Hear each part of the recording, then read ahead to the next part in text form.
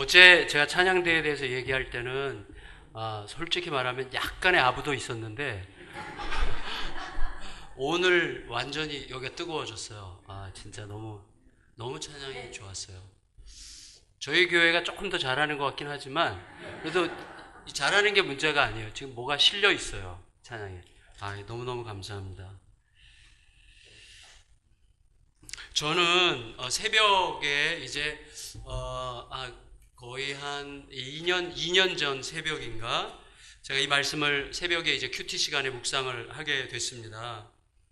그리고 묵상하는 중에 이 특별히 16절 말씀에 이제 눈길이 머물렀고, 그리고 이 말씀을 좀 마음속에 계속 이렇게 되새기게 되었어요. 그리고 이 말씀을 통해서 쭉 이제 이후 부분을 조금씩 읽어가면서 저에게, 누구보다도 저에게 매우 중요한 어떤 하나님께서 주시는 깨달음이 있었습니다. 그래서 그 말씀을 이제 그 이후에 몇몇 분들과 나누고, 또 이제 몇 회사의 신우회 지체들과 나누면서 이거 진짜 우리한테 필요하구나 라는 것을 알게 된 이제 그런 방식의 말씀인데, 특별히 16절에 보면 작정이라는 단어가 나오거든요. 작정.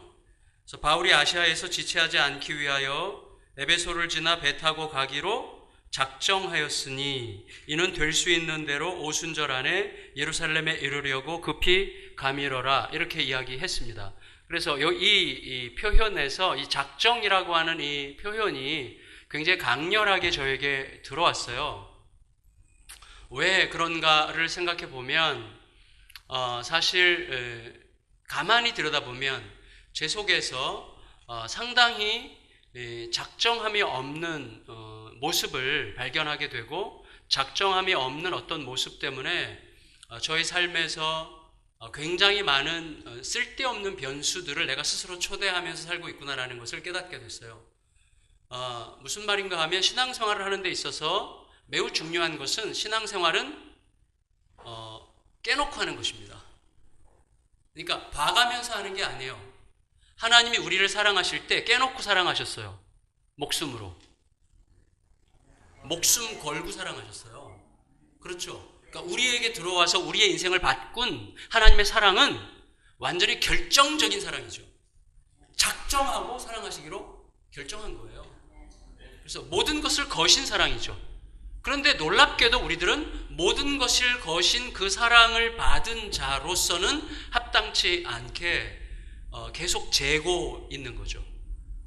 계속 재면서 살아가요. 그래서 가장 두드러지게 대표적인 게 뭐냐면, 이제 연말이 되어가서 9월 달쯤 되면 이제 목사님이나 성도들 중에서 내년에 좀 찬양대 좀 섬기시겠어요? 내년에 뭐 교사 좀 하시겠어요? 내년에 이것 좀 하시겠어요? 그러면 제일 많이 나오는 대답이 좀 볼게요, 이거거든요. 좀 볼게요.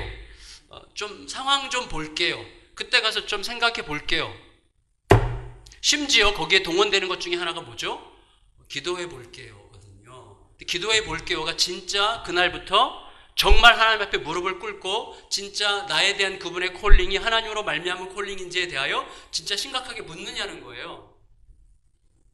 진짜 좀 심각해져야 되더라고요. 제가 제 자신을 가만히 들여다보니까, 다시 말하면 굉장히 상황적이에요. 상황적. 그러니까 상황에 따라서, 그때그때 상황에 따라서, 혹은 매우 유보적이죠. 그래서 굉장히 유보적 상황성이 있어요, 우리들의 삶에. 이건 무슨 의미인가 하면, 제가 좀 볼게요. 그때 가봐서요. 상황을 좀 볼게요. 좀 살펴볼게요. 기도해 볼게요도 마찬가지인데, 그건 어떤 의미인가 하면, 막상 내가 이것을 최종적으로 결정해야 될 어떤 시점에 이르게 됐을 때, 그때 그 상황이 내가 그것을 허락한다고 해도 나에게 별다른 큰 부담과 지장을 주지 않을 상황으로 내가 판단된다면, 그리고 그것으로 인해서 내 삶에 큰 지장이 생기지 않을 정도라고 내가 생각할 수 있다면, 제가 그때 가서 한번 해보는 쪽으로 생각해 볼게요 라는 의미를 담고 있는 게 좀 볼게요 라는 뜻이죠. 물론 그렇지 않은 경우도 있을 수 있겠지만, 일단은 대부분이 아마 그런 경우가 아닐까라고 생각이 됩니다. 좀 볼게요. 생각해 볼게요. 그때 가봐서요. 이런 식의 생각을 하게 된다는 것이죠. 그건 무슨 뜻인가 하면, 그때 가봐서 그때 모든 상황에 대한 최종적인 판단을 내가 하겠습니다, 그 뜻이에요. 내가 최종적인 결정권자가 되겠습니다, 그 뜻이에요. 그러니까 거기에 작정함이 없는 거죠. 작정함이라는 게 뭔지를 오늘 생각해 볼 필요가 있다는 것을 여러분과 말씀드리고 싶어요. 무슨 말인가 하면 우리에게 임하신 하나님의 사랑은 작정하고 사랑하신 거기 때문에 그 사랑을 받은 자의 우리들의 삶도 작정하고 살아가는 삶이어야 되는데 우리들은 너무나 유보적이고 상황적이고 때로는 결과주의적이에요. 상황 봐서 결과가 좋을 것 같으면 또 결과가 좋으면 다시 해볼 수도 있고 결과가 나빴으면 이거 아닌 게 되는 거죠. 그러니까 어떤 결과와 상황이 나에게 계속해서 가장 강력한 설득력이 있는 조건이 되는 거예요. 그런 식으로 우리가 살아가기 때문에 사실은 승부가 나지 않는 삶을 사는 거죠. 신앙생활은 제가 신앙생활 이렇다라고 객관적으로 이렇습니다라는 매우 보편성 있는 진리인 것처럼 여러분에게 말할 만한 자격이 있지는 않다고 생각이 됩니다. 그러나 제가 신앙생활을 하면서 제가 하나님께서 저에게 알려주신 바에 따르면 저의 삶에서 너무나 많은 부분들이 제가 이런 거 있잖아요. 신앙생활이 공회전을 하지 계속 이렇게 공회전. 계속 헛도는 거죠. 그러니까 악셀레이터를 밟는데 엔진은 돌아가는데 차는 앞으로 안 나가는. 신앙생활에서 계속 뭔가 부릉거리기는 하는데 열매가 없고 삶에 어떤 만족이 없고 기쁨이 없고 주님과의 생명력 가득한 어떤 관계가 형성되지 않고 하나님과 나 사이의 어떤 관계성 속에서 친밀한 인격적 관계가 나의 삶을 끌고 가서 뭔가 기어가 딱 맞물려서 이렇게 돌아가서 뭐가 돌아가는 이런 게 좀 되지 않는 것 같은 어떤 이런 공회전하는 느낌이 지속적으로 있었던 저의 삶 속에서 하나님께서 이제 이 말씀을 통해서 저에게 권면하신 거라고 생각이 되었어요. 신앙생활은 결정하고 하는 거라는 거죠. 작정하고 하는 거라는 거죠. 어떤 작정이냐 하는 게 굉장히 중요해요. 심지어 제가 이제 저희 교회 부교육자들이 있는데 제가 이제 잠깐 말씀드렸지만 저희 교회 부교육자들은 이제 특히 이제 풀타임 목사님들은 5년 후에 이제 들어오면 5년 후에 분리개척을 할 목적으로 들어오거든요. 그러니까 그런 목적으로 아니라 그렇게 할 사람을 이제 뽑아서 5년 동안 함께 하면서 5년 후에 이분이 원하면 이제 100명을 데리고 나가서 이제 교회를 개척해서 독립하게 이제 이렇게 하는 방식을 지금 진행하고 있는 중인데 그러니까 이 형제들과 제 사이에 얼마나 깊은 신의가 필요하겠습니까? 예, 그러니까 제가 자주 그런 얘기를 하거든요. 우리 끝까지 가자. 같이 가자. 내가 책임진다고 말할 자격은 없지만 하나님께서 허락하시는 한 책임질게. 이렇게 얘기하고 간단 말이죠. 그런데 솔직히 사람이기 때문에 실망할 일이 생기지 않습니까? 생기죠. 사람은 실망할 수밖에 없어요. 사람은 믿음의 대상이 아니잖아요. 사랑의 대상일 뿐이죠. 그러니까 내가 자꾸 기대하다 보면 실망할 수밖에 없는 거예요. 그러니까 실망이 생길 경우, 어떤 경우에는 좀 이게 약간 결정적인 실망인 것 같이 느껴질 때가 있단 말이죠. 그때가 되면 제 속에서 저절로 나오는 말이 뭐냐면, 야, 이 나쁜 놈. 나는 너를 진짜 철석같이 믿었는데 이럴 수가 있니? 이렇게 생각하면서 너는 아무래도 아닌 것 같아. 올해까지만 하면 좋겠다라고 말하고 싶은 마음이 든단 말이에요. 그때 제 마음속에서 나는 너를 철석같이 믿었는데 이럴 수가 있니? 올해까지만 하자라는 말을 하게 될 때 철석같이 믿었는데라는 말이 무슨 의미일까를 생각해 보니까 철석같이 믿었다는 저의 말은 너가 적어도 내가 생각하는 기준에 맞게 행동하는 한에 있어서 내가 믿어줄게라는 의미를 우리는 철석같이 믿었다고 말한다는 거예요. 하나님은 우리를 그렇게 사랑하지 않으셨어요. 하나님은 우리를 그렇게 사랑하지 않으셨더라고요. 하나님께서 제시하시는 어떤 기준에 합하는 어떤 행동들이 꾸준히 지속적으로 일정한 기간 동안 하나님의 마음을 충분히 만족시켰을 때 비로소 우리를 사랑하시기로 결정하신 게 아니라 그냥 우리가 어떠함에 관계없이 사랑하기로 결정하셨어요. 그냥 사랑을 결정하셨어요. 그 사랑이 이미 선포되고 이미 시행된 그 사랑이 우리에게 계속해서 말을 걸어오게 하셨어요.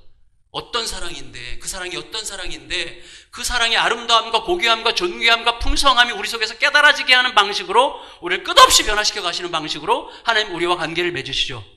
우리는 그런 무조건적인 사랑의 은혜로 변화된 인생을 살고 있다고 하면서 우리들은 나도 모르게 계속해서 심지어 내 아이에게도 끝없이 조건을 내세워요. 우리 아이에게도 조건을. 끝없이 조건을 내세워요. 그래서 우리 아이에게도 좀 이따 제가 우리 둘째 딸 얘기를 오늘 약속했는데 말씀드리려고 하는데 이것 때문에 제가 망할 뻔했어요. 진짜로. 나는 무조건적 사랑으로 부름을 받았는데 우리 아이에게는 끝없이 내가 다 양보할 수 있는데 그래도 최소한 이것은 해야 최소한이라는 게 항상 있어요. 우리에게는. 그래도 네가 인간이라면 이런 게 있어요. 항상. 내가 인간이라면 그래도 이렇게 해야 되지 않겠냐라고 하는 최소한의 어떤 기준이 끝까지 포기되지 않는 어떤 것. 그래서 그것을 그 아이가 충족시켜주는 한에서 비로소 나는 철석같이 믿어줄게라는 조건이 내게서 이제 만족스럽게 이거였어라고 말하게 되는 거죠. 그러니까 제가 철석같이 믿었다라고 하는 말조차 우리들은 조건적이고 결과적이고 상황적이라는 거예요. 굉장히 무서워졌어요. 제 자신이. 내가 작정하고 하나님을 섬기지 않는구나. 내가 작정하고 이렇게 하지 않는구나. 이런 거죠. 배수진을 치지 않고 있구나. 이런 거죠.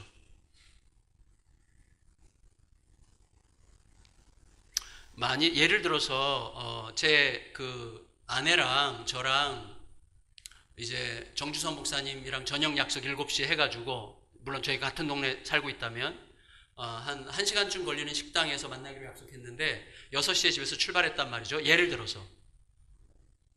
그래서 이제 같이 가는데 차가 이제 조금씩 트래픽이 이제 걸리기 시작해가지고 아슬아슬하게 도착할 것 같아요. 그래서 계속 가면 도착할 것 같은데 이제 가다가 길이 이렇게 둘로 갈라져요. 둘로 갈라지는데 이쪽 길은 뻥 뚫려 있어요. 근데 이쪽 길과 이쪽 길이 결국은 약속 장소 부근에서 만나게 되어 있어요. 이쪽 길이 뻥 뚫려 있어요. 그때 제 아내가 옆에서 말해요. 여보, 이쪽 길로 가보자, 오늘. 그러면 아내가 그렇게 얘기할 때 제가 아내 말을 듣고 갈까요, 안 갈까요? 어떻게 이렇게 확신 있게 얘기하세요, 권사님? 너무 섭섭합니다. 가요, 저는. 제 누나기 때문에 말 안 들으면 큰일 나요. 누님 말을 잘 들어야죠. 그래서 이제 간단 말이에요, 그쪽으로. 근데 가다 보면 5분 정도 막 쫙 뚫렸는데 한 5분쯤 지나서 보니까 사고가 났네. 사고가 나서 이게 이제 완전히 막혀 있어요. 이제 끝장난 거예요. 이제 약속 시간 못 지키게 생겼어요. 정주선 목사님 성질이 들어와가지고 5분만 늦어도 이제 막 난리가 날 텐데 이거 어떡하나 막 걱정이 되는 거예요, 속에서. 예를 들어서 예를 들어서 말씀드리는 거예요. 그러면 제가 말하는 톤을 보면 아시잖아요. 다혈질이에요. 조용히 시작해서 나중에는 와 이렇게 말하잖아요, 여기서. 저 같은 다혈질은 어떻게 됩니까? 일단 입이 닫혀요. 입이 닫히고 여기서부터 이렇게 뭐가 올라오면서 안압이 증가하면서 눈이 뻑뻑해지면서 시뻘개지죠. 가만히 있으면서 속으로 계속 얘기하는 거죠. 왜 말해가지고. 그냥 가게 내버려두지. 왜 말해가지고. 왜 말해가지고. 계속 얘기해요. 그러면 우리 결혼 30년 넘게 같이 살았는데 모르겠어요? 아내가 너무 눈치가 뻔하니까 말하겠죠. 그냥 가지 그랬어. 가던 길 가지 그랬어. 아니, 말을 하지 말았어야지. 당신이 말을 했는데 내가 어떻게 안 가? 그럼 아내가 뭐라 그러겠어요? 언제부터 내 말을 그렇게 잘 들었어? 그러면서 이제 한 일주일쯤 지옥 생활로 들어가는 거예요. 근데 사실은 누가 선택한 거예요? 저잖아요. 이게 작정함이 없는 거예요. 다시 말해, 아내가 이 길로 가보자 그랬을 때 그래 가보자라고 그때 결정했다면 그 모든 결과에 대해서도 여기 막혔네, 괜찮아 여보, 그냥 좀 늦는다고 하죠, 이렇게 가야 되는데 우리는 작정함이 없는 거예요. 그렇잖아요. 결국은 아내가 어드바이스 하긴 했지만 내가 선택한 거잖아요. 내가 결정한 거잖아요. 근데도 계속해서 상황이 내가 생각한 대로 안 되면 계속해서 속으로 이 사람을 욕하면서 왜 말해가지고, 쓸데없이 왜 끼어들어가지고 계속 이런단 말이죠. 이게 우리들의 하나님을 섬기는 태도라는 거예요. 근데 보세요. 이전에 아내 말대로 했다가 뻥 뚫려서 제대로 정말 행복하게 갔던 적이 얼마나 많은데요. 그때는 아무 말도 안 하다가 상황이 이렇게 되니까. 그래서 우리는 너무나 상황적이다, 결과적이다, 유보적이다, 이렇게 말하는 거예요. 작정함이 없는 거죠.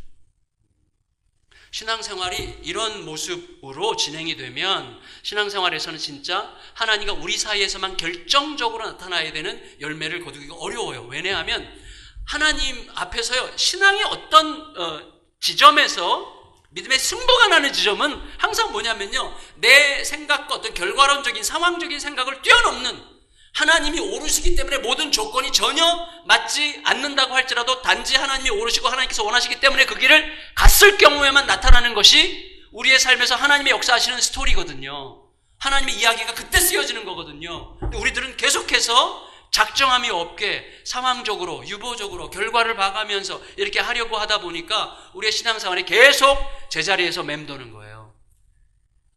사도 바울 선생님은 왜 예루살렘의 오순절 전에는 예루살렘에 내가 반드시 도착해야 되겠다라고 그렇게 작정했을까요? 한 번만 더 양해를 구하겠습니다. 이거를 한 번만. 내일 낮에는 괜찮을 것 같아요. 예. 오늘 정주성 목사님이 저를 하도 데리고 싸돌아다녀가지고 오늘 너무 고마워요. 오늘 여기저기 저를 말을 많이 보여주셔가지고. 예. 사도 바울 선생님이 오순절 전에 나는 예루살렘에 가야만 하겠다라고 생각을 했고 작정을 했단 말이죠. 작정했다는 말은 무슨 말인가 하면 무슨 일이 있어도 오순절 전에는 가고야 말 것이라고 결정했다는 거예요. 결정했다는 것이죠. 근데 그 무슨 일이 있어도에 죽어도도 포함되어 있다는 뜻이에요. 이게 이후에 사도 바울의 모든 행적을 보면 죽음이 있더라도 심지어 내가 죽더라도 가서 죽겠다. 이런 식의 마음이 포함된 단어가 이 작정함이거든요. 그러니까 사도 바울에게 어떤 면모들이 작동해서 이런 굉장히 중요한 결정을 하게 됐는지는 우리는 정확하게 성경이 말하고 있지 않기 때문에 함부로 말할 수 없다고 생각이 됩니다. 다만 예측컨대 사도 바울이 이제 선교여행을 1차, 2차, 3차 선교여행을 다 마치고 이제 이방인 세계에서 예루살렘에 있는 성도들을 위한 모금을 했잖아요. 헌금을 모금했죠. 이것은 단지 예루살렘 교회가 이제 굉장히 많이 기부하고 헌신하고 서로를 자기의 것을 자기의 것이라고 주장하지 않으면서 서로를 돌아보고 연약하고 힘없는 자들을 많이 돌아보느라고 너무나 많은 지출을 했기 때문에 게다가 거기 가뭄까지 들고 흉년까지 들었기 때문에 굉장히 힘들어진 사람들이 많아서 그들을 돕기 위하여 이방인 교회로부터 모금을 한 것이라고 하는 차원이 있지만 그것 이상의 의미가 있을 거라고 우리가 예측할 수 있어요. 바울의 의식 속에서는요, 예루살렘이라는 게 굉장히 중요한 의미가 있고, 바울은 예루살렘 중심으로 회복될 어떤 구원의 때에 대한 어떤 그림이 있었어요. 물론 상징이지만. 그래서 시편에 보면 많은 경우에 이제 마지막 때가 되면 하나님의 은혜의 때가 임하면 열방에서 모든 이방 세계에서 사람들이 선물을 가지고 예루살렘으로 이제 가는 이제 그림이 있잖아요. 아마 그런 그림도 바울에게 있었지 않았을까라고 예측할 수도 있겠는데 어쨌거나 무언가 바울의 마음속에 작동해서 1차, 2차, 3차 선교 여행을 마치고 이제 자기의 선교의 대단원을 마무리하면서 자신의 마지막 꿈인 스페인까지 가기 위하여 로마 거쳐 스페인까지 가는 일을 위하여 예루살렘에서 어떤 매듭짓기를 할 필요가 있겠다는 생각을 했던 게 틀림없다고 생각이 돼요. 그래서 이때 그리고 특별히 오순절에 교회가 탄생했잖아요. 교회가 탄생한 오순절에 이방인의 교회가 어떤 역사를 이루었는지를 가지고 와서 예루살렘 교회, 그들의 모교회죠. 그들을 파송한 교회나 마찬가지죠. 그 모교회에 가서 보고하여 이방인의 교회와 예루살렘의 교회가 어떻게 예수 그리스도 안에서 한 교회이고 일치된 교회인지를 그들에게 확증시켜주는 이런 일을 너무나 하고 싶었을 것이고 그걸 통하여 그 힘으로 그들의 지원을 받아 스페인까지 가는 그 일에 참여하고 싶었던 거죠. 어쨌거나 그것을 위한 가장 적합한 때가 오순절일 거라고 생각을 한 거예요. 그런데 중요한 건 뭐냐면 1차적으로 이 모든 과정에서 이 사도 바울이 자의적으로 선택한 건 아니에요. 성령께서 그렇게 바울의 마음속에 감동을 주셨어요. 여기 한번 보시겠어요? 20장 22절. 20장 22절 한번 같이 읽겠습니다. 시작. 보라, 이제 나는 성령에 매여 예루살렘으로 가는데. 거기까지요. 성도님들 저를 보세요. 바울은 성령에 매여 예루살렘으로 간다고 이야기하고 있습니다. 다시 말하면 성령께서 그를 강력하게 예루살렘으로 지금 끌고 가고 계신데 나를 지금 예루살렘으로 가도록 성령께서 감동하고 계신데 그 감동하시는 게 가능한 한 오순절 전에 최소한은 오순절 전에는 도착하도록 감동하신다고 자기가 느꼈다고 생각할 수 있는 거예요. 우리가 중요한 건 뭐냐면 이거예요. 제가 어제 잠깐 예배 영성과 일상의 영성을 이야기했죠. 그래서 예배 영성과 일상의 영성의 격차가 점점 좁혀지는 것이 신앙생활의 여정이라고 말씀을 드렸죠. 예배 시간에는 뭐든지 할 수 있을 것 같고 특별히 찬양을 부를 때는요 정말 다 선교사로 갈 수 있을 것 같아요. 그렇지만 일상으로 들어가면 일단 먹고 사는 게 걱정이기 때문에 다른 문제들이 막 들어오는 거죠. 그러니까 사실 일상과 예배 사이에서의 격차, 그러니까 예배가 일상이 곧 예배가 돼야 되는 이런 얘기 흔히 많이 하지 않습니까? 이 격차가 사실은 점점 좁혀지는 게 매우 중요한 것인데 예를 들어서요 제가 이렇게 설교 중에 이런 말씀을 드리면 우리 모두가 우리도 어떤 하나님께서 특별한 은혜를 주시고 콜링이 선명하기만 하면 나도 과감하게 헌신할 수 있을 것 같은 느낌을 느낄 가능성이 많아요.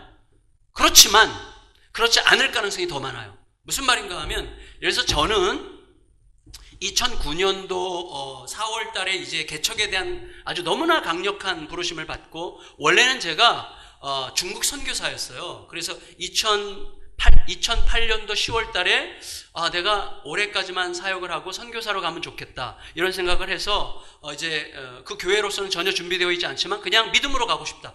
뭐 대책이 없었죠. 그래서 그냥 10월 달에 그런 생각을 하니까 너무 행복해져가지고 집에 가서 아내한테 막 얘기를 했어요. 여보, 내가 생각해보니까 우리 원래 중국 선교사로 지원했고 또 왔다 갔다 하는 선교를 계속 했었는데 중국 선교사로 가면 너무 좋을 것 같고 너무 행복할 것 같은데 올 12월까지만 사역하고 중국 선교사로 갈까? 그랬더니 아내가 너무 좋은 생각이야, 혼자 가, 그러더라고요. 그래서 제가 주님의 뜻이 아닌 줄 알았어요. 그래서 그 다음부터 다시 이제 열심히 기도를 했는데, 그 다음에 2009년도 4월 1일 날 새벽에 개척에 대한 마음을 주는데 막 펑펑 울었어요. 너무 감격스러워서.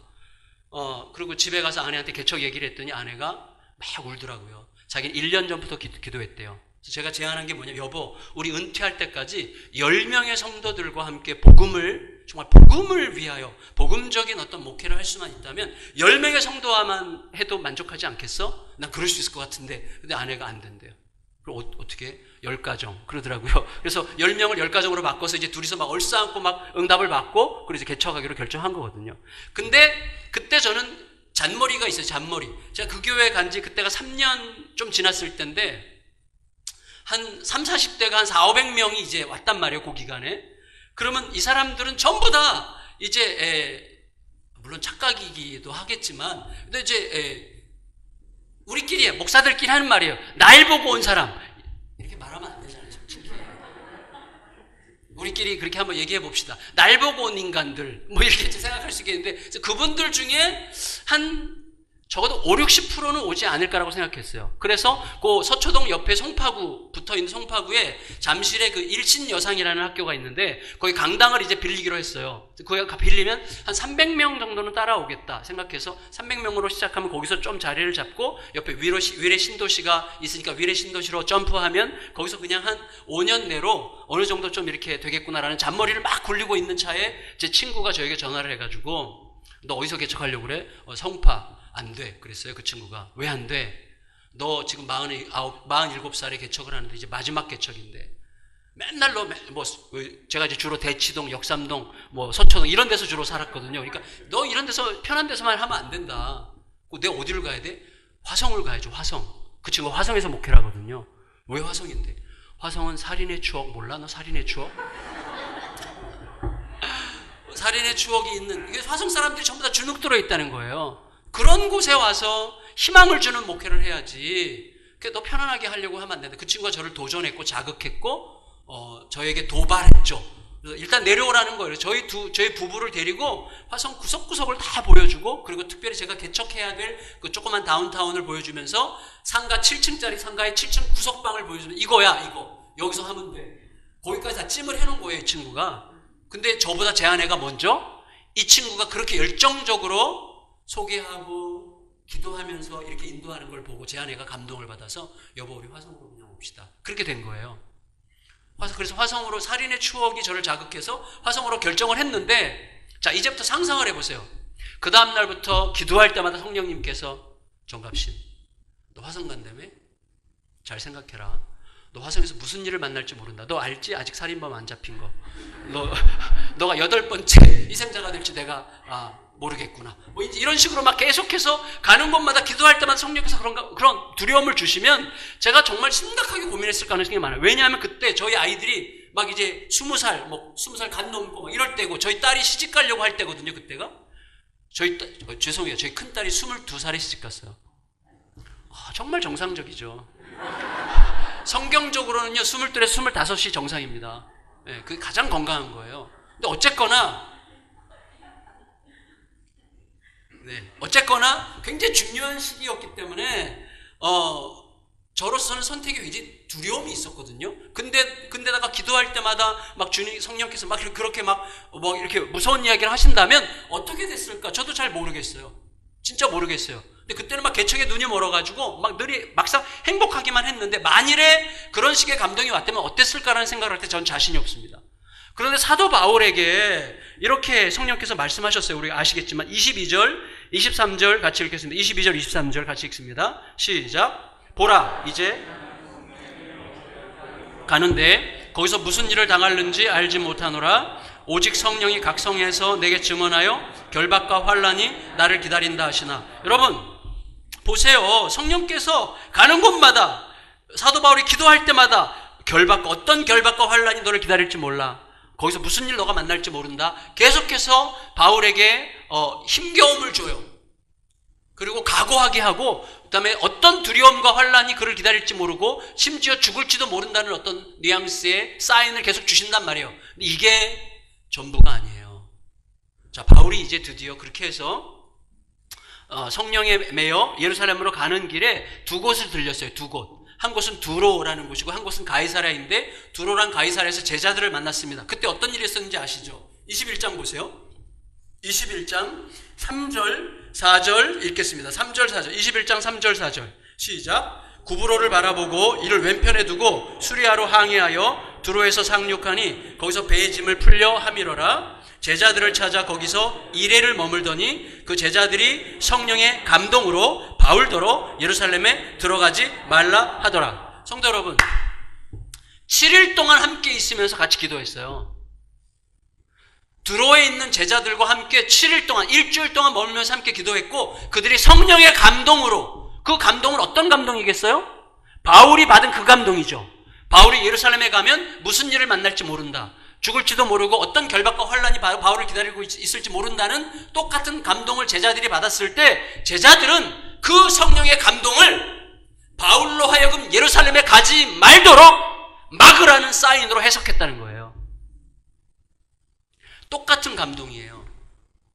그러면 이 제자들, 예수님의 제자들이 기도가 부족했습니까? 영성이 부족했습니까? 뭔가 영적으로 심각한 문제가 있었기 때문에 그렇게 선택했던 것일까요?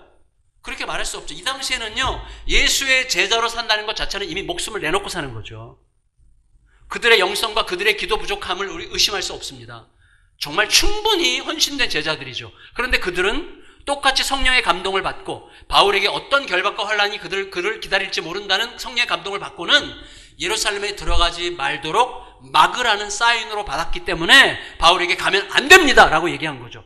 자연스럽게 우리가 상식적으로 예측할 수 있는 게 뭐겠어요? 지금은 아직 바울이 필요한 시대죠. 아직 복음이 더 전해져야 되죠. 그리고 지금 모든 교회가 바울 한 사람을 바라보고 있고 바울로 인해서 교회가 엄청난 큰 은혜를 받고 있고 그의 리더십이 지금은 교회, 특히 이방인의 교회에 너무나 필요한 상황인데 바울이 자칫 예루살렘에 갔다가 죽기라도 하면 하나님 나라를 위한 얼마나 큰 손실입니까? 당신의 무모한 선택으로 이 초대교회 이 중요하고 예민한 시기에 하나님 나라에 엄청난 손해를 자초하면 되겠습니까? 라는 식으로 예루살렘에 가면 안 됩니다. 지금은 조심해야 될 때입니다. 라는 식으로 막았다는 거예요. 그때뿐만이 아니라 바울이 그 다음에 가이사랴에 갔을 때 어떤 일이 있었어요? 자, 여러분 여기 보세요.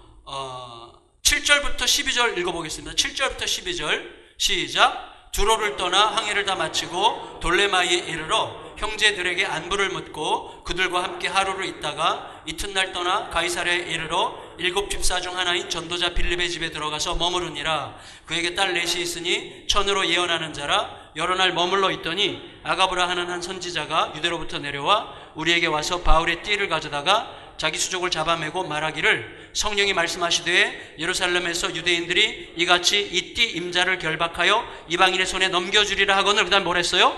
우리가 그 말을 듣고 그곳 사람들과 더불어 바울에게 예루살렘으로 올라가지 말라 권하니.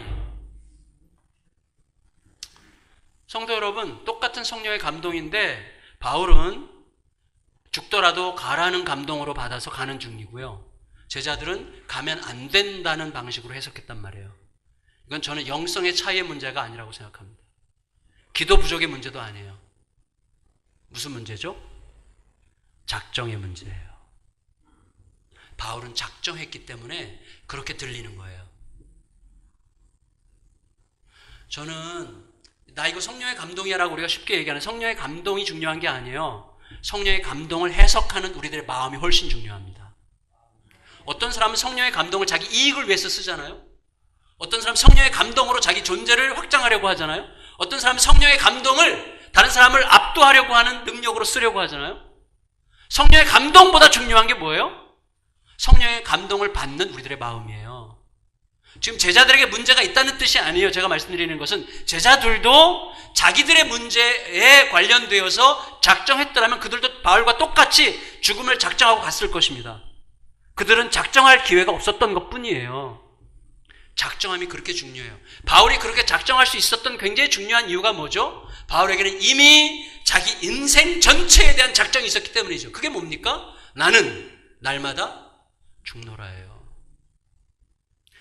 나는 날마다 죽노라는 게 내가 죽어야 돼. 내가 죽어야 돼. 이게 아니에요. 바울은 죽음이 실제였어요.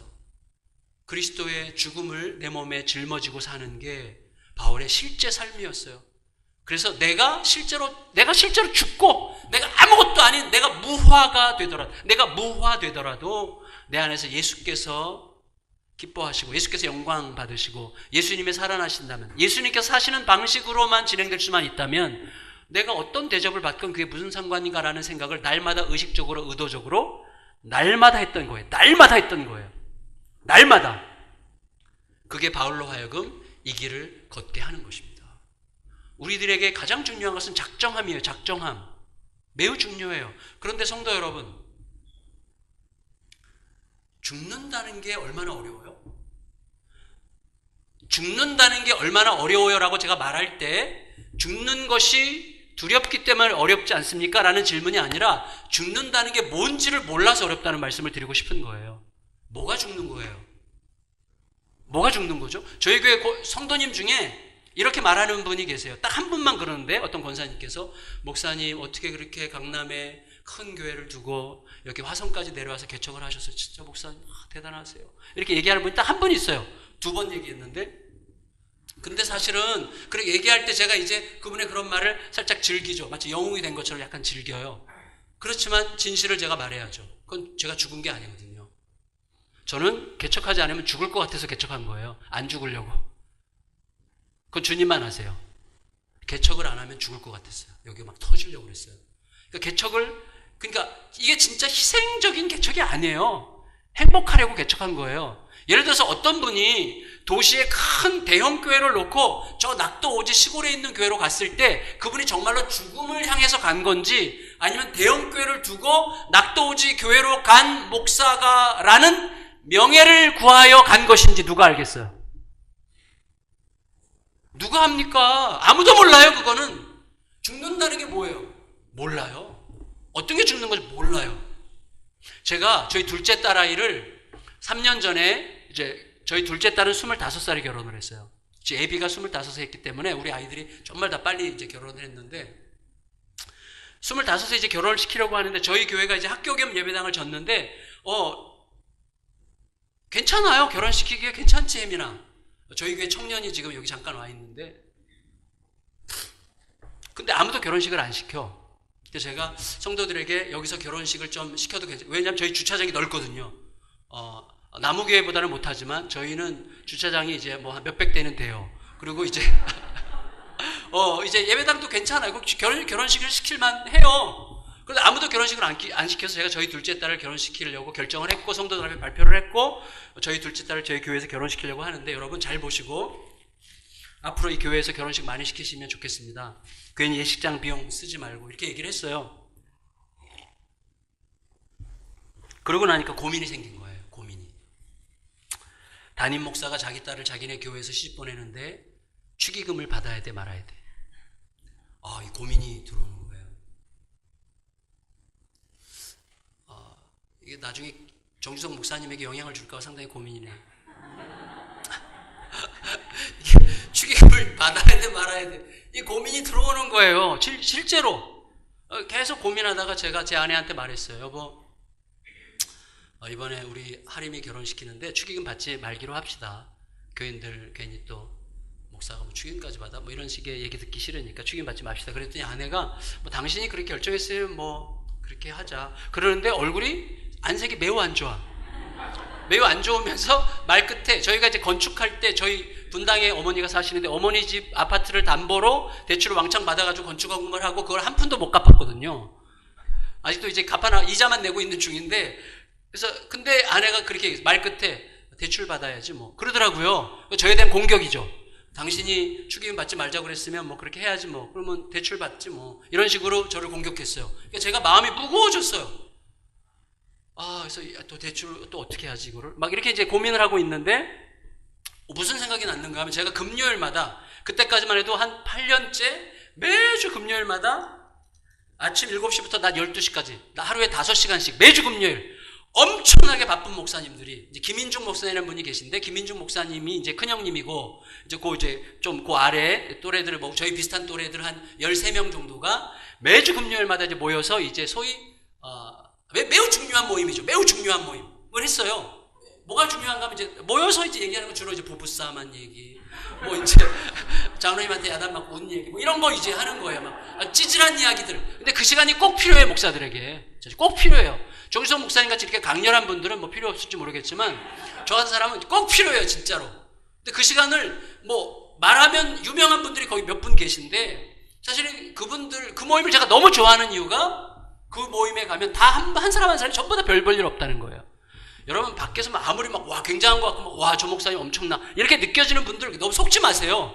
별거 아니고 늘 부부싸움하고 울고 뭐 그다음에 뭐 그런 분들이 전부 다 우리가 다 인간이죠. 별거 있겠어요? 우리가 목사로 천국 갑니까? 성도로 가는 거지. 그렇죠. 별거 없어요. 물론 목사의 직임을 다해야죠. 물론 정 목사님처럼. 그런데 제가 그래서 아내한테 여보 우리 큰순 모임인데 그게 그러면 이번 주 금요일에 내가 큰순 모임에 가가지고 거기서 그분들이 의견을 듣고 거기서 만장일치로 결정되는 대로 하면 어떨까? 그랬더니 아내가 얼굴이 갑자기 환해지면서 야 그거 진짜 너무 좋은 생각이에요. 뭐 그렇게 해. 오늘부터 열심히 기도해야지 그러더라고요. 근데 아내가 진짜 열심히 기도했나 봐요. 그날 제가 모임에 가서 쫙 얘기를 했는데 아무도 얘기 안 해요. 제 또래들 저보다 한두 살 위 저보다 한두 살 아래가 이제 대부분인데 아무도 얘기하지 않아요. 전부 다 이제 시집장가 보내야 될 때가 돼가지고 다들 예민한 문제야. 아무도 얘기를 안 해. 근데 김인중 목사님이 저를 노려보시더라고요. 노려보시니 한마디 딱 하셨어요. 폼 좀 그만 잡아 그랬어요. 폼 좀 그만 잡아. 뭐 이렇게 멋있는 척을 해. 당신네 그 화성 당신네 교회에서 축의금 안 받고 결혼시키는데 지장이 없을 사람이 있을지 모르겠지만 소수가 있을지 모르겠지 대부분은 다 서민들인데 이분들이 여태까지 축의금 자기 아들 딸 시집 보낼 때 장가 보낼 때 축의금 받으려고 여태까지 뛰어다니면서 축의금 그렇게 열심히 했는데 그 축의금 못 받게 하고 싶어? 그리고 축의금 안 받으면 상당히 부담을 느낄 성도들이 많은데 당신 멋있자고 당신 뭐 개혁적인 목사인 척 하느라고 성도들 축의금 받을 때마다 죄책감 느끼게 하고 싶어? 왜 이렇게 당신밖에 몰라? 너무 멋있는 척 좀 하지 마. 이렇게 얘기를 막 이분이 말할 때 막 침이 막 튀고 우산 써야 되거든요. 막 침을 튀면서 얘기를 하는데 제가 굉장히 한편으로 엄청나게 창피했고 엄청나게 시원했어요. 마음속에 그렇다. 내가 너무 멋있는 척 하는구나. 사실은요 목회자들이 속기 쉬운 게 뭐냐면 개혁적인 목회자의 이미지를 가지려고 하는 폼 여기에 많이 속거든요. 진짜 많이 속아요. 그러면서 김인중 목사님이 말 끝에 하시는 말씀이 옥하는 목사님이 첫째 아들 축의금 안 받았어. 근데 둘째 아들 때는 받았어. 첫째 아들 때 안 받은 거 후회하면서 이렇게 얘기를 하셔가지고 제가 엄청나게 위로가 됐어요. 그래가지고 받았어요. 제가 얼마나 교활한지 아세요? 어떻게 받았는가 하면 성도들에게 이야기를 다 하고 받았어요. 마치 나는 죄가 하나도 없는 것처럼. 그 모임에 갔더니 그룹디다. 그래서 받기로 했어요. 그렇게 해서 성도들 다 웃고 기꺼이 축의금 냈죠. 아주 행복하게 결혼을 시켰습니다. 그래서 제가 그 이후로 굉장히 많이 생각하게 됐어요. 죽는다는 게 뭘까? 여러분 우리는 엄청난 희생을 하면 그게 죽는 거라고 생각하는데 그렇지 않을 수도 있어요. 엄청나게 희생한 사람이라는 타이틀을 내가 추구하는 것일 수도 있어요. 어떤 때는요 화를 내는 게 죽는 것일 수도 있어요. 어떤 때는 분노하는 게 죽는 것일 수 있어요. 제가 극단적인 케이스만 얘기하는 거지만 죽는다는 것은 그래서 뭐냐? 이거다 저거다가 아니에요. 죽는다는 것은 한마디로 질문하는 거예요. 이게 진짜 내가 죽고 예수님께서 사시는 것인지를 질문하는 게 죽음이더라고요. 이걸 질문을 할 수 있어야 돼요. 주님, 이게 진짜 죽는 겁니까? 죽음을 가장하여 내가 살려고 하는 것입니까? 질문하는 게 너무나 중요한 것입니다. 어제는 제가 죽음이 뭐라고 그랬어요? 죽음은 내가 죽어야지 이게 아니라 내 전제를 내려놓는 거라고 그랬어요. 이래야만 돼, 저래야만 돼. 내 프레임을 깨뜨리는 것. 이게 죽음이라고 말씀드렸어요. 이 두 가지가 우리를 살게 해요. 죽음의 길이에요. 이게 죽음의 길. 여러분 보세요. 저 여호수아서를 굉장히 좋아하는데 여호수아서를 좋아하는 이유는 여호수아서를 열자 말자 여호수아가 기가 죽어 있기 때문이에요. 그 믿음의 영웅이 기가 죽어서 시작하는 게 여호수아예요. 얼굴이 하얗게 질렸고 두려워하고 놀랐고 그래서 하나님께서 계속 말씀하세요. 두려워하지 말라, 놀라지 말라 계속 말씀하시잖아요. 너무나 여호수아가 두려워하니까. 근데 그 두려워하는 여호수아가 왜 두려웠죠? 모세가 죽었기 때문이죠. 여호수아 1장 1절은 어떻게 시작됩니까? 모세가 죽은 후에 이렇게 시작돼요. 모세가 죽었어요. 모세가 죽었다는 것은 여호수아에게 엄청난 사건이죠. 40년 동안 자기 스승이었고 자기 아버지였고 자기 등불이었어요. 근데 그 모세의 후계자로 그 200만 명이나 되는 이스라엘 백성들을 끌고 가야 되는데 중요한 건 뭐예요? 자기는 모세 같은 리더가 아니거든요. 모세는 지상 최대의 리더였고 자기는 별 볼 일 없는 사람이에요. 이 비교가 자기를 주눅들게 하는 거죠. 동시에 뭐예요? 이 내가 끌고 가야 될 200만 명의 이 사람들은 지난 40년 동안 모세의 리더십에 길들여진 사람들이에요. 내 말을 듣겠어요? 너무나 두려운 거죠. 그런데 하나님께서는 이 백성들을 들고 지금 내 앞에서 넘실거리는 요단강이 으르렁거리면서 흐르고 있고 가장 1년 중에 물이 넘칠 그때에 요단강을 건너라는 거예요. 이 백성들을 데리고. 그러니까 모든 면에서 두려운 거죠. 모세는 없죠. 백성들은 말 안 듣는 백성들이죠. 뒤로 가면 광야죠. 앞으로 가면 전쟁이죠. 너무나 두려운 거죠. 할 수 없어요. 아무것도 할 수 없을 것 같으니까 머릿속이 정말 하얘져가지고 아무 생각이 안 나는 거죠. 너무나 두려우니까 하나님께서 두려워 말라 놀라지 말라 하셨어요. 근데 그때 이게 중요해요.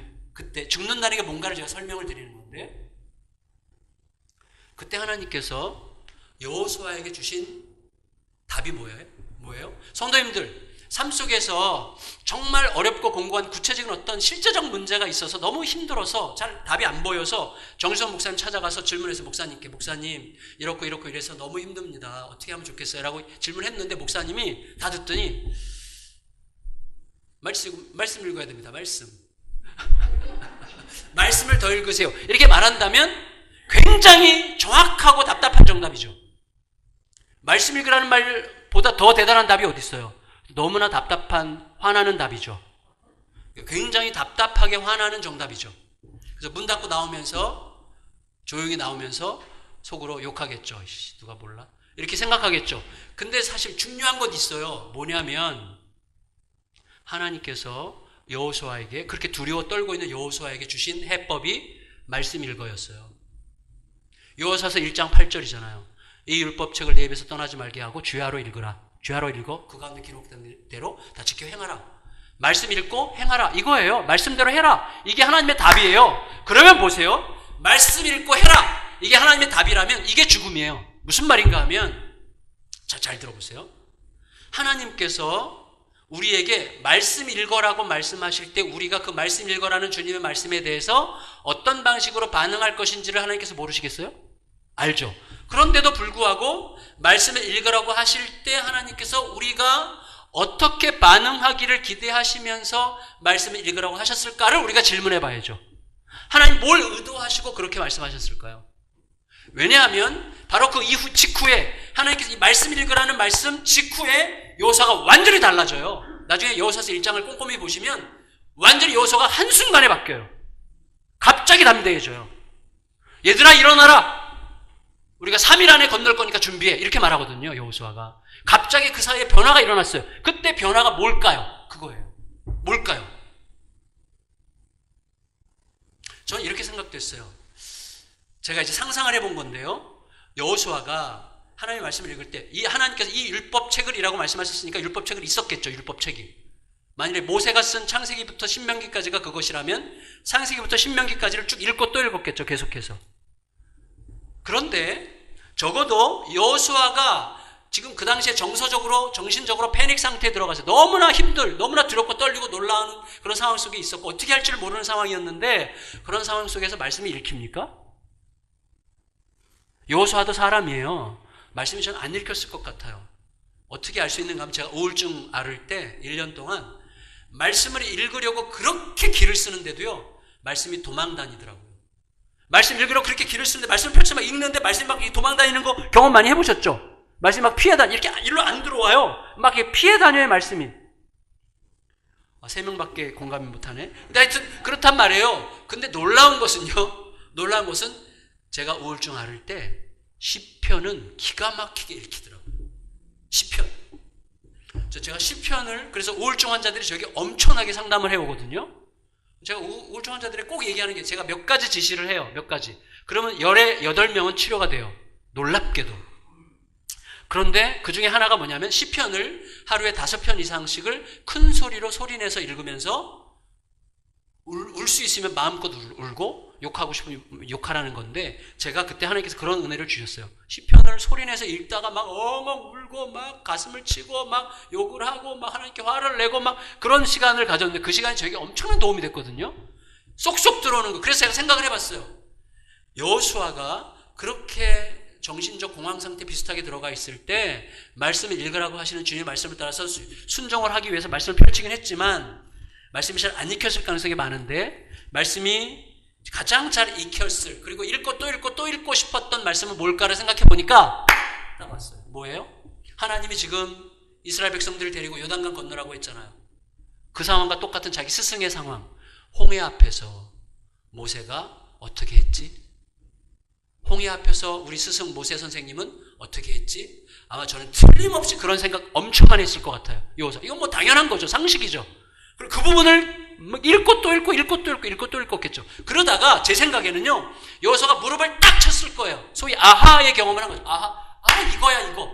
그때 힘이 확 나는 거. 그게 뭐냐면 이거예요. 이게 답인데 모세가 홍해 앞에서 아무것도 한 게 없다는 사실. 저는요. 우리가 성경 읽을 때 저희 엄청난 발견이라고 생각합니다. 이게. 모세는 홍해 앞에서 아무것도 안 했어요. 하나님 시키시는 대로 그냥 하나님께서 하라고 하시는 것만 했을 뿐이에요. 모세가 만일에 뭐 지팡이를 들고 홍해 앞에서 홍해야 갈라져라 이렇게 말했다고 할지라도 그것도 제대로 말 못했을 거예요. 여러분 아시잖아요. 유대인들의 전설에 의하면 모세는 혀가 짧았습니다. 홍해야 갈라져라. 저는 지금 모세 선생님을 일부러 지금 깎아내리는 거예요. 일부러. 여러분 성경에 어떤 인물도 주인공이 아니잖아요. 성경의 주인공은 하나님이십니다. 우리는 모세를 닮을 필요가 없어요. 하나님이 모세를 어떻게 쓰셨느냐를 보고 우리가 어떻게 쓰임받기를 원하느냐를 하나님께 물으면 되는 거예요. 그래서 여호수아가 무릎을 딱 쳤을 거예요. 아마도 요단강 앞에서 내가 왜 두려워하지? 내가 하는 게 아닌데 하나님이 하시는 거잖아요. 하나님이. 그럼 하나님이 하라고 하셨으면 하는 신용을 내면 되는 거잖아요. 홍해 앞에서 두려워할 게 뭐 있어? 하나님께서 한 발을 내딛어 그러면 내딛으면 갈라지는 건데 하나님께서 하라고 하신 것만 하면 되는 거예요. 그러니까 그때 힘이 나는 거예요. 그거예요. 죽는다는 건 뭐냐면 죽어야지 이게 아니라 하나님이 하시니 나는 그의 뜻을 따라서 내 전제를 내려놓고 그분께 따르기만 하면 돼. 어떻게 따르는지를 묻기만 하면 되는 게 죽음이에요. 참아야 하느니라. 허벅지를 꼬집으면서 참아야 하느니라. 이게 죽는 게 아니에요. 하나님이 하신다는 사실이 내 삶의 실제가 되게 하는 것이 죽는 것입니다. 바울은 그것을 알았어요. 바울은 너무나 철저하게 알았죠. 그게 그 클라이막스가 뭐예요? 우리가 너무나 잘 알고 좋아하는 갈라디아서 2장 20절 말씀이죠. 이런 배경에서 바울이 그런 고백이 나오는 거죠.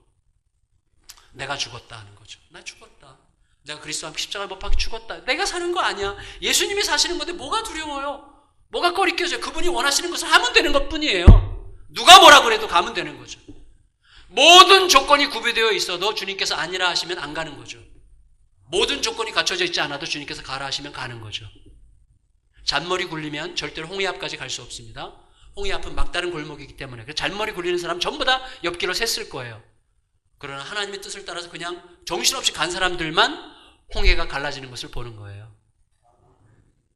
자, 이제 바울이 드디어 예루살렘에 갔어요. 예루살렘에 도착을 했어요. 예루살렘에 도착을 했는데 예루살렘에 도착하자마자 예루살렘에 있는 그때 리더가 이제 야고보, 예수님의 동생 야고보인데 야고보가 이제 바울에게 제안을 했어요. 당신 너무 반갑다, 고맙다. 그런데 이 예루살렘에 지금 오순절이기 때문에 사방에 사람들이 많이 와 있고 동시에 이 유대인들 중에 예루살렘에 있는 유대인들 중에 예수님을 믿기로 결정한 사람들이 엄청나게 많아졌는데 이 사람들이 전부 다 당신에 대해서 오해하고 있다. 당신이 이방 세계를 다니면서 선교할 때 율법을 멸시하고 모세를 멸시하고 묘세를 경멸하고 그리고 할례를 우습게 생각했다고 이 사람들은 확신하고 있다. 그래서 당신이 지금 마음속에 이방인의 교회와 예루살렘의 교회가 예수 그리스도 안에서 일치된 것을 보고 싶다면 당신이 율법을 잘 지키는 사람인 것을 이들에게 보여주면 좋겠다. 이런 제안을 하는 거 아시죠? 그렇게 제안을 했어요. 그때 바울이 두 말도 하지 않고 그렇게 하겠다고 그랬어요. 이거 바울의 정서랑 맞지 않죠? 일종의 쇼를 하라는 건데 바로 하겠다고 그랬어요. 쇼를 하라고 그랬어요. 그때 하겠다고 그랬어요. 근데 그 일주일 율법의 결례를 행하기로 결정한 형제들과 함께 비용을 바울이 내서 그들과 함께 성전에 올라가서 이제 율법의 이제 그 결례를 행하는 과정이 끝나갈 무렵에 어느 날 예루살렘 성전에서 나오는데 아시아에서부터 바울을 굉장히 기분 나빠하고 바울을 죽일 놈이라고 생각했던 유대인 하나가 바울을 발견하고 하나님이 주신 기회라고 생각한 거예요. 이 바울을 죽일 기회다. 그래가지고 사람들을 막 불러 모으고 외쳐가지고 이 나쁜 놈을 죽여야 됩니다. 이놈은 우리 유대인들을 결멸하고 온 세계를 다니면서 모세 율법을 멸시하고 할례를 우습게 생각하게 만드는 아주 나쁜 놈입니다. 이런 식으로 막 외쳤더니 사람들이 막 몰려들어서 바울을 막 때리기 시작했죠. 죽이려고 때렸으니 얼마나 심하게 때렸겠어요. 내버려뒀으면 죽었을 거예요. 엄청난 봉변을 당한 거예요, 바울이. 누구 말 들었다가? 야고보 말 들었다가. 다행히 천부장이 구해줬는데 자, 중요한 건 뭐예요? 그러면 야고보와 예루살렘 리더들의 바울에 대한 제안, 당신이 율법을 잘 지키는 사람이라는 걸 한번 좀 쇼를 해라 라는 제안은 꼼수였습니까? 복음적 배려였습니까? 꼼수였습니까? 복음적 배려였습니까? 대답 안 하셔도 돼요. 왜냐하면 제가 이렇게 이거 꼼수야 뭐야? 이게 복음적 배려야 꼼수야? 이렇게 질문하는 순간 하나님께서 제 마음속에 답을 주셨어요. 왜 물어? 이렇게. 왜 물어? 너가 묻는 이유는 너가 결과주의자이기 때문이야. 이렇게 얘기해 주셨어요. 결국 제가 결과주의자니까 결과가 나빴기 때문에 이런 질문을 하는 거잖아요. 그런 일이 없었을 수도 있잖아요. 그렇죠? 율법의 결례를 행하는 일주일이 무사하게 끝나서 예루살렘의 교회와 이방인의 교회가 하나 되어 정말 아름답게 끝났을 수도 있잖아요. 근데 그렇게 되지 않았다는 결과 때문에 지금 우리는 이런 질문을 하고 있는 거잖아요. 우리의 많은 질문이 그렇다는 거예요. 결과 때문에 질문하는 거예요. 상황 때문에 질문하는 거예요. 근데 바울은 안 그랬어요. 바울은 처음부터 작정했기 때문에 잘 되어서 이방인의 교회와 유대인의 교회가 교회 그리스도 안에서 일치된 교회임이 확정된다면 그것도 너무나 감사한 거고, 그러나 이번처럼 이렇게 봉변을 당해서 심지어 죽는다고 할지라도 상관이 없었어요. 왜? 죽음을 각오하고 왔고 죽으러 왔기 때문이죠. 바울은 날마다 죽음이 목적이었어요. 내가 죽고 예수께서 사시는 게 목적이었기 때문에 내가 죽는 것도 성취되는 거예요. 하나님의 뜻이. 죽음을 목적으로 사는 삶은 그래서 절대로 패하지 않는 삶이 되는 것입니다. 절대로 패하지 않는 삶이 돼요. 어떤 경우에도 내가 죽고 예수께서 사시는 방식으로 살기만 한다면 그는 어떤 경우에도 절대로 패하지 않는 삶을 사는 거예요. 완전한 승리의 삶을 사는 거예요, 그 사람이. 예수님은요, 절대로 패하지 않을 분으로 이 땅에 오신 거예요. 왜? 죽으러 오셨잖아요. 죽으러 오셨어요, 예수님은. 예수님은 처음부터 승리자로 오신 거예요. 왜? 죽으러 오셨기 때문에. 이게 너무나 중요합니다. 성도 여러분, 제가 이걸 이렇게 말로는 이렇게 그럴 것 같다 이렇게 생각하지만 실제로는 이게 너무나 어려운 거예요. 실제로는 이게 실제가 되는 길이 무엇인지를 살짝 하나님께서 맛을 보게 하신 게 저희 둘째 딸 이야기예요. 저희 혜민이가 우리 둘째 딸을 잘 알고 있어서 걱정이지만 그래도 이미 대부분 대충은 알고 있는 거기 때문에 저희 둘째 딸 아이가요, 초등학교 5학년, 6학년 때부터 저희 집안의 흉물이었어요. 사실 저희 둘째 딸이 상당히 미인이에요. 혜민아 미인이지. 예, 엄청 이제 예쁜데 저를 보고 저희 딸을 상상하시면 안 됩니다. 저희 둘째 딸아이가 길거리 캐스팅을 3번을 받았어요. 정식으로. 근데 참 예쁜 아이인데 예쁘기만 해. 아주 초등학교 5학년 때부터 저희 아내가 거의 몇 년 동안 거의 하루도 안 쉬고 뭐 쉰 날도 있겠지만 거의 하루도 안 쉬고 날마다 죽고 싶다고 말하게 한 딸이에요. 너무너무 힘들게 했어요. 성질이 얼마나 더러운지. 그러니까 매사에 제가 그때 안산 동산교회 부목사로 있을 때인데 제가 부끄러워서 목회를 더 이상 하지 않을 생각까지 했어요. 뭐 중학교 들어갈 때부터 이제 담배를 피기 시작하고 그다음에 뭐 이렇게 예쁜 여학생이 예배를 거의 제대로 안 드리고 하여튼 교회에서 너무 부끄러움이었어요, 저에게. 그러니까 안산이라는 곳은 이렇게 조그맣게 딱 모아져 있는 도시인데 안산 동산교회가 이제 큰 교회라서 웬만하면 막 나가면 안산에 나가면 웬만하면 성도들을 만나거든요. 어떤 성도들이 와서 얘기를 해줘. 목사님 집에 무슨 일 있어요? 왜요? 목사님 둘째 딸이 그렇게 목사님 욕을 하고 다닌다고. 내가 뭐 이렇게 잘못했지? 뭐 이렇게 저랑도 엄청나게 많이 싸웠어요. 제가 이 아이가 실제로는 그렇게까지 나쁘게 굴지는 않았지만 아빠의 노파심에 저는 그때 어떻게 기도했는가 하면 새벽에 하나님 우리 딸이 임신하고 들어가더라도 제가 사랑할 수 있게 해주세요. 이 기도를 정말 간절하게 했어요. 저랑 엄청나게 많이 싸웠고 제가 싸우는 이유는 엄마를 왜 그렇게 힘들게 하냐 항상 이것 때문이었고요. 제가 늘 설교하려고 강단에 딱 서잖아요. 그러면 설교가 자신이 없었어요. 성도들은 막 목사님 은혜 받으세요 이렇게 말해주는 성도들도 몇 사람은 있었지만 저는 정작 내가 목회를 언제 그만둬야 되지? 이렇게 고민을 할 수밖에 없어요. 설교하려고 설 때마다 성도들이 속으로 다 말하는 것 같아요. 네 딸이나 잘 키워. 네 딸이 이렇게 말하는 게 막 들리는 것 같은 느낌이 드니까 너무 괴로웠어요. 공부는 뭐 기본이죠. 너무 못하죠. 반 아이가 42명인데 항상 39등이에요. 항상 39등. 그래서 너 진짜 일정하다 그랬어요. 그리고 너 뒤에는 항상 어떻게 3명이 꼭 있니? 걔네들 다 운동부야. 운동부 빼놓고는 이제 꼴찌야. 고등학교를 갈 고등학교가 없었어요. 중3 때 저랑 이렇게 싸우는데 이 아이가 저를 한마디로 그냥 끝장내버렸어요. 저와의 싸움을. 저를 완전히 죽여버렸어요. 아빠, 나 아빠랑 더 이상 얘기하고 싶지 않은데 내가 세상에서 제일 싫어하는 사람 아빠인 거 몰랐어? 아빠 더 이상 나랑 얘기하지 마. 그 말 듣고요, 제가 얼마나 못된 아빠였으면 그랬겠어요. 그 말 듣고 제가 엄청나게 울었어요, 제 방 가서.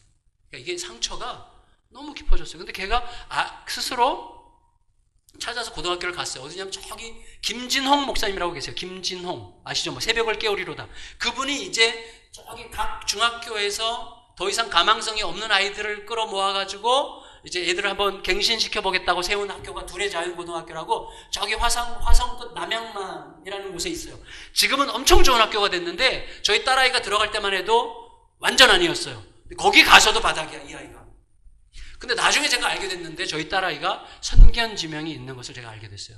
우리 집안에서 가장 먼저 화성에 진출한 딸이 바로 저희 둘째 딸이에요. 근데 이 아이가 거기를 갔는데요. 이제 저희는 그때 제가 이제 서초동에 있는 교회로 이제 담임 목사로 부임을 했어요. 새벽마다 기도하는 것 하나님. 그때가 이 아이가 금요일 새벽이었는데 이제 다음 주 월요일이면 이제 학교를 가고 집에 와 있었어요. 토요일 새벽이었구나. 막 기도를 하는데 하나님 우리 하림이 어떻게 계속 기도를 하는데요. 하나님께 너무나 명확하게 답을 주셨어요. 마음속에 내가 너에게 사랑하라고 준 딸을 너가 사랑하지 않는데 내가 뭘 어떻게 하겠냐 이렇게 말씀해 주셨어요. 이거 무슨 말이죠? 너의 딸은 너의 사랑을 통해서만 변하는 거야. 다시 말하면 우리 딸이 변하지 않는 것은 제 사랑이 아니기 때문이라는 말씀이었어요. 근데 제가 인정했어요. 왜냐하면 그 아침에 제가 깨달았어요. 나는 조건 사랑을 받아놓고 우리 딸아이에게 끝까지 조건 다 양보할 수 있는데 이것만큼은 안 돼. 그리고 최소한 이 정도는 해줘야 되는 거 아니니? 이게 있었어요. 제 마음속에서 이 아이를 사랑하지 못했다는 걸 제가 절실히 깨달았어요. 그날 아침에 엄청나게 회개했어요. 사랑할 수 있게 해주세요. 회개했어요. 그런데 마음속에 집에 가서 딸을 사랑하지 않았다는 것을 고백하라는 감동이 왔어요. 와, 그러니까 회개한 게 취소하고 싶은 거예요. 이게 사과를 못 하겠는 거예요. 회개는 하겠는데 딸아이 앞에서 사과하는 게 너무 힘들어. 자존심이 엄청나게 세거든요. 제가 새벽에 늦게까지 안 일어나지는 거예요. 그때 제가 깨달았어요. 와, 새벽에 늦게까지 집에 안 가고 기도하는 분들의 마음이 이거구나. 제가 그때 이제 깨달았는데 못 일어나겠는 거예요. 근데 뭐 시간이 다 돼가 출근 시간이 다 돼가지고 억지로 이제 일어나서 집으로 가는데 죽을 것 같더라고요. 어떻게 내가 사과를 하지?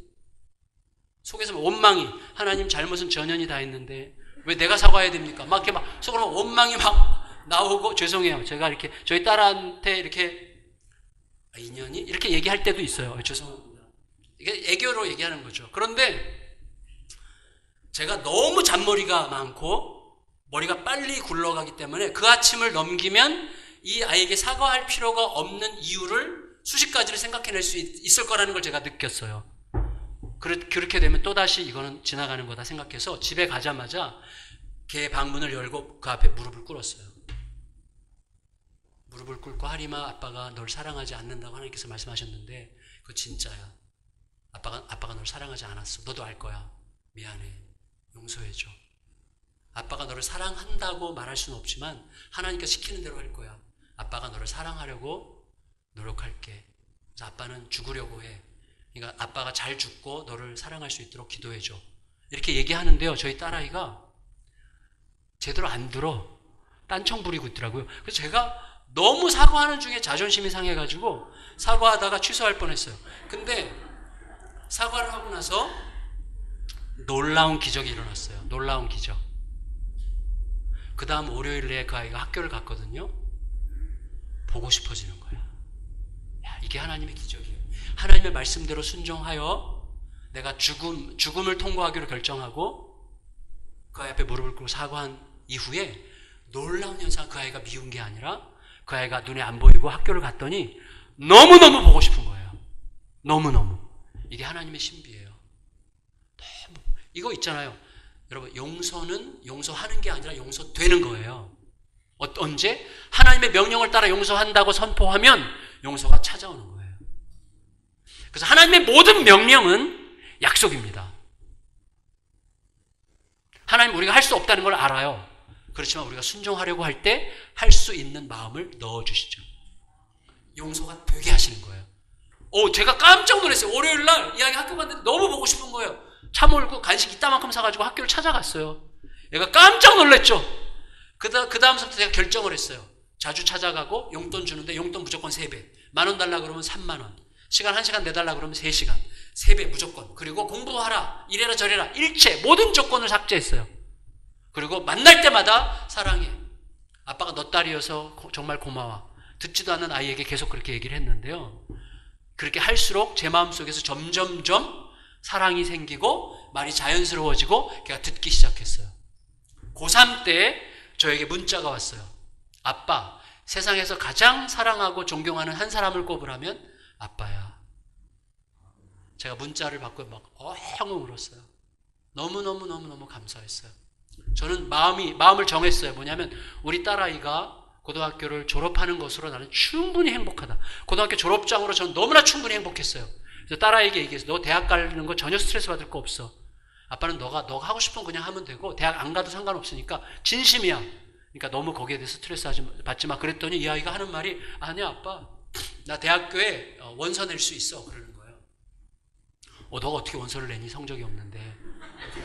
원서 낼 수 있대. 어떻게 내? 그랬더니 학교 선생님 추천서 써주면 되고 우리 학교가 농어촌 특례가 돼. 그리고 와, 성견 지명이 있어.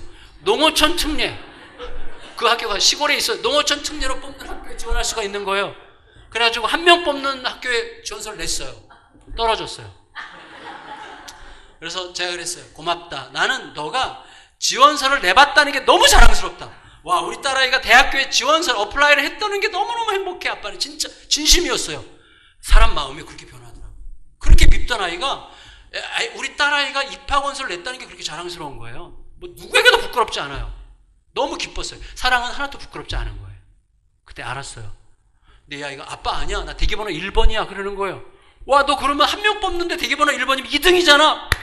너무 잘됐다. 너무 잘됐다. 그랬더니 얘가 하는 말이 아빠 2명 지원했더라고. 그러더라고요. 그래서 한 한 명 뽑는데 2명 지원해서 얘가 2등 겸 꼴찌를 한 거예요. 이 아이의 매력이 막 나오는 순간이죠. 매력이 너무 매력적이에요. 둘이서 그 시간에 손잡고 기도했어요. 하나님, 붙은 그 아이가 다른 학교 가게 하여 주시옵소서. 붙은 그 아이가 다른 학교 가게 하여 주시옵소서. 기도했는데 걔가 다른 학교를 갔어, 붙은 애가. 그래서 저희 딸이 대학생이 된 거예요. 서울대학교 영어과에 들어갔어요. 네. 약간 남쪽에도 서울대학교가 있어요. 저기 천안이라는 데 가면 남서울대학교라고 있어요. 남서울대학교. 좋은 학교입니다. 좋은 학교. 저희 딸이 다녔기 때문에. 그 딸아이가 1학년 들어가더니 1학년 1학기 때 올 F, 전 과목 납제. 너 어떻게 된 거야? 그랬더니 아빠, 나 대학생활이 이렇게 재밌는지 몰랐어. 아빠 생각에는 니네 학교는 출석만 잘해도 C나 D 주는 걸로 알고 있는데, 그랬더니 내가 교문 들어가서는 학교 수업을 거의 안 들어갔대요. 일단 교문 들어가서 노는 거야. 너무 재밌어 한 거예요. 그래서 어떡할래? 한 학기만 더 놀게. 그러더니 1학년 2학기까지 그렇게 놀고 거의 F 맞고 그래서 호주에 갔어요. 호주.